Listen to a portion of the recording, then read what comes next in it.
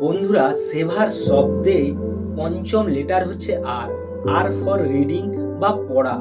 এটা জীবনকে উন্নতি করার প্রথম ধাপ।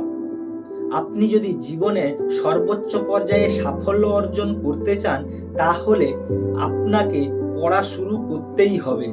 যে কোনো নির্দিষ্ট বিষয়ে আপনাকে জ্ঞান অর্জন করতে হলে সেই বিষয়ে যারা সাফল্যে পৌঁছেছে তাদের কাছ থেকে আপনাকে শিক্ষা নিতে হবে।